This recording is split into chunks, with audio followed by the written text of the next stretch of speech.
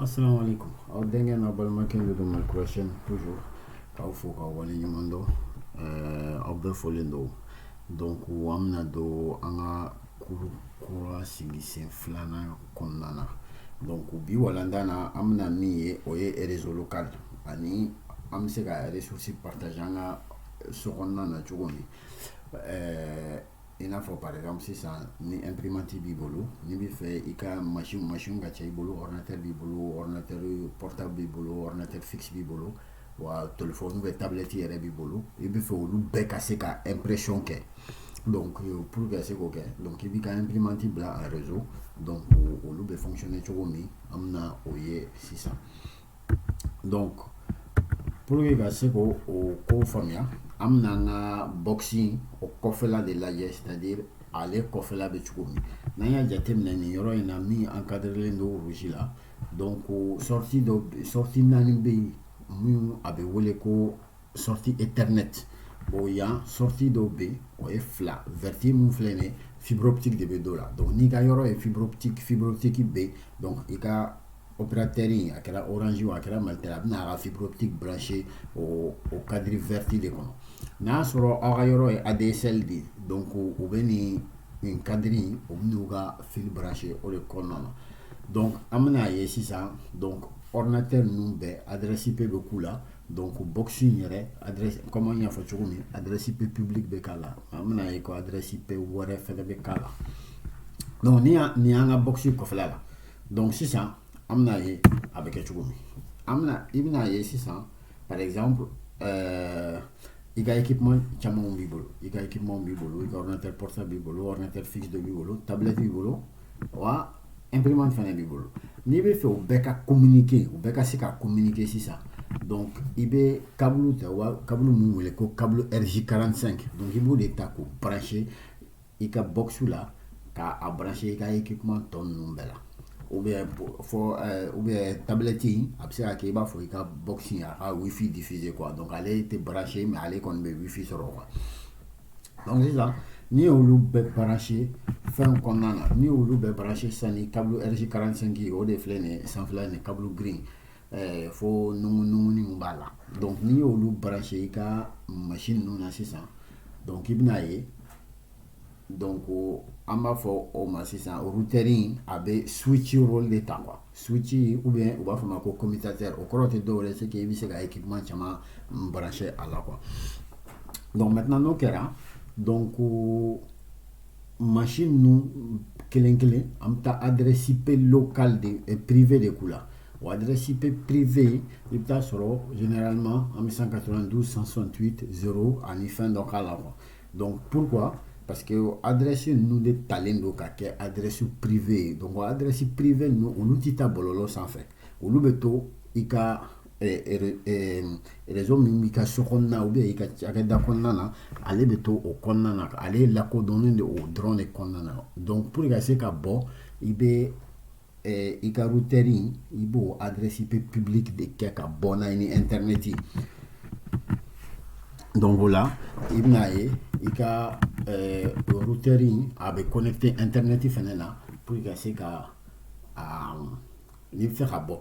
donc il va aller utiliser mais il y a des réseaux locaux il y a adresse privée nous d'utiliser donc adresse nous il y a configurer tout comme donner Windows kono ni fait par exemple on a Windows là même si on a un système ou kalan ko fait mais pour l'instant pour que on a bebolo on met Windows qu'on a 600 ni à barre de recherche qu'on a ni panneau de configuration tapé il y a des réseaux et internet qu'on a centre de réseau et partage modifier les paramètres de la carte ni tamano là il y a clic droit sur il y a cartica donc ni clic droit il y a propriété ta ni propriété ta il y a propriété du protocole IPv4 ta ni autre il y a un panneau de ma donc généralement Damnena avait obtenu une adresse IP automatique des cas mais on met là mais pour l'instant on met utiliser l'adresse IP suivante donc ni autant il y a adresse IP kala donc on y a photo 192 168 1 point quelque chose donc ensuite fika masque de sous réseau kala on met là on a ta ligne fait on met là on a comment masque de sous réseau quand c'est comment quand si ça redonne un tambour Ensuite, il bɛ se ka passerelle par défaut ka fɛnɛ k'a la. Passerelle par défaut tɛ dɔwɛrɛ ye o y'i ka routeur adresse IP privé parce que i ka routeur opérateur bɛna boîte min sigi i ka so kɔnɔ adresse IP fila de b'a la. Kelen bɛ yen o lakodɔnnen don kɛnɛma donc o bɛ utiliser ka bɔ kɛnɛma. Kelen bɛ yen o lakodɔnnen don so kɔnɔna na donc min lakodɔnnen don so kɔnɔna na o b'i ka c'est-à-dire aw bɛɛ bɛ réseau kelen de sanfɛ donc pour que i ka se ka bɔ kɛnɛma donc i b'i ka routeur adresse IP kɔnɔna adresse IP ta k'o k'a la o kɔrɔ ye min ye c'est-à-dire ni e bɛ fɛ ka bɔ kɛnɛma an ko ko e ka adresse IP privé min ye 192.168.1.20 o tɛ se ka bɔ kɛnɛma o lakodɔnnen tɛ kɛnɛma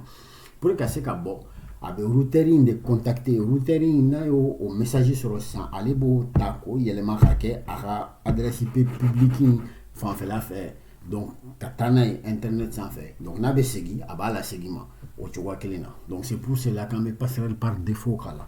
donc ensuite i bɛ se ka serveur DNS préféré k'a la o de ye dugumata in numéro 4 in mais an bɛ tila k'o fana ye kɔfɛ dɔɔni donc an ka vidéo nata la an bɛna o fana ye a bɛ kɛ cogo min donc pour que an ka machine ninnu ka se ka taa internet kan n y'a fɔ aw ye cogo min donc an ka box adresse IP privé de bɛ k'a la adresse IP locale généralement opérateur ninnu n'u bɛna boîte in d'aw ma comme bɛɛ tɛ a kɛcogoya dɔn donc adresse IP b'a la déjà donc adresse IP très généralement o b'a kɛ 192.168.0.1 donc machine tɔ ninnu u bɛ wa a masque de sous-réseau bɛ kɛ 255.255.0 donc o kɔrɔ ye ko c'est un /24 an bɛ tila ka aw kana siran o kuma ninnu na an bɛ tila ka don o détail kɔnɔ kɔfɛ tagalen ɲɛfɛ n'an bɛna réseau kɛ n'an ko k'an b'o bɛɛ détailler sisan a kuma bɛ sɔn ka caya mais a bila aw kunna donc o adresse IP privé n'o masque de sous-réseau de b'a i ka réseau danfara fɔ quoi donc sisan o kɔrɔ ko i ka réseau kɔnɔna na i bɛ se ka adresse IP den 254 de sɔrɔ an tɛna don o détail kɔnɔ mais a y'a bila aw kunna ko nin adresse façon ani nin masque façon donc i bɛ se ka adresse den 254 de kɛ a kɔnɔna na donc sisan donc machine tɔ ninnu i ka équipement tɔ ninnu i bɛ adresse IP k'a bɛɛ la ni ye adresse IP k'a bɛɛ la k'u bɛɛ câbler ni câble RJ45 ye donc i ka routeur fɛnɛ a ka câble min bɛ u y'a fil tiré a la ka taa n'a ye u ka réseau kan donc internet kan o fɛnɛ protocole bɛ généralement o fɛnɛ ka fɛnw bɛ quoi mais opérateur de b'o gérer e b'i ka so kɔnɔna ta de gérer opérateur bɛ kɛnɛma ta gérer donc ale de bɛ i ni diɲɛ ma tugu ɲɔgɔn na quoi mais pour ka se ka kɛ donc i ka adresse IP publique de bɛ ta ale de lakodɔnnen don kɛnɛma nin ko in bɛ cogo min c'est comme si adresse IP fila de bɛ boîte in na kelen bɛ yen o sokɔnɔna ta kelen bɛ yen o lakodɔnnen don kɛnɛma donc sokɔnɔna ta in o lakodɔnnen don sokɔnɔna dɔrɔn de ma n'i bɔra n'a ye i lakodɔnnen tɛ i tɛ se ka bɔ n'a ye n'i bɛ fɛ ka bɔ donc i bɛ a ɲɛfɔ routeur in de ma routeur in b'i ka message ta a b'a di a ka adresse IP publique ma o adresse IP publique de bɛ taa n'i ka message ye ka tila ka segin n'a ye donc a bɛ kɛ o cogoya la donc o de ye donc n'an bɔr'o la passerelle par défaut bon n y'a bɛɛ expliqué en vrai passerelle par défaut in tɛ dɔwɛrɛ o ye n'i bɛ fɛ ka bɔ kɛnɛma i kan ka mɔgɔ min contacter ka se ka bɔ kɛnɛma bon généralement i b'i ka routeur de contacter n'i bɛ fɛ ka bɔ kɛnɛma i b'i ka routeur de contacter o de la u b'a wele ko passerelle par défaut en fait ale ye pont i ni kɛnɛmana cɛ quoi donc o de don quoi donc o de bɛ bi walanda fɛnɛ dan donc bi walanda fɛnɛ an b'a a bila yan donc an ka vidéo nata la an ka sigisen nata la an bɛna kuma protocole DHCP kan mun b'a to an bɛ se ka adresse IP di machine ma de façon automatique ka sɔrɔ an ma na don Windows kɔnɔ ka na a bɛɛ don kelen n'i ka machine cayara donc o saliya bɛ sɔn k'i minɛ quoi donc bɛnkan wɛrɛ dɔ bɛ yen service wɛrɛ dɔ bɛ yen u b'a fɔ ma ko DHCP, protocole DHCP. Donc on peut utiliser pour ka se ka adresse IP di machine bɛɛ ma de façon automatique. An ka sigisen nata na, donc an ka walanda nata na n'ala sɔnna ma an bɛna don o babu kɔnɔ. K'aw fo ka wale ɲuman dɔn, k'a fɔ toujours a ka vidéo ninnu a k'u cari, a k'u commenter n'a sɔrɔ ni question mun b'aw bolo ni ɲininkali mun b'aw bolo a bɛ se k'a fɔ an ye, an b'a a jaabi commentaire kɔnɔ n'ala sɔnna ma. A bɛ vidéo a b'a like ka commenter, a bɛ aw sɔrɔ an ka chaîne fɛnɛ na n'ala sɔnna ma. Vidéo caman bɛ bɔ nin waati in na, Zena n'ala sɔnna an bɛ sɔn ka caman bɔ.